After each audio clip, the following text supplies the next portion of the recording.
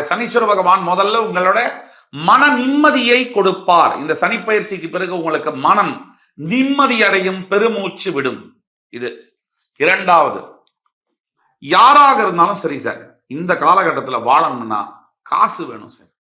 காசு இல்லாம எதுவுமே நடக்காது. இந்த காசு இருக்கிறவங்க மட்டும்தான் நிம்மதியா இருக்காங்க அப்படின்ற ஒரு நினைப்பு இருக்கு. அது முற்றிலும் பொய்யானது.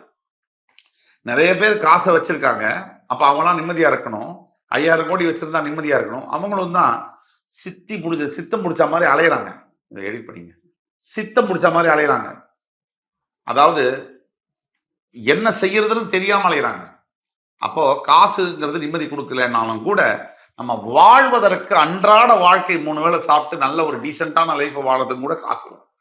இப்போ மகர ராசி என்பவர்கள்ட்ட பெரிய என்ன, இந்த கடந்த கால வாழ்க்கையில இந்த பணத்தினால நடந்த விஷயங்கள், இந்த பணம் சம்பந்தப்பட்ட விஷயங்கள்னால, அதாவது சொல்லக்கூடாத, அதாவது தாங்குனா துயரங்கள்னு சொல்லுவாங்க. சொல்லக்கூடாத அளவிற்கு மனதில் பாரமும் அவமான வார்த்தைகளையும் பட்டு, கேட்கக்கூடாத வார்த்தைகளை எல்லாம் வாங்கி, நிக்க கூடாத மனுஷங்கள் முன்னாடி எல்லாம் போய் நின்று என்னென்னமோ பார்த்தாச்சு. ஆனா நீங்க என்ன சத்தியமா நம்புங்க, அது அத்தனையும் முடிவுக்கு வந்தாச்சு.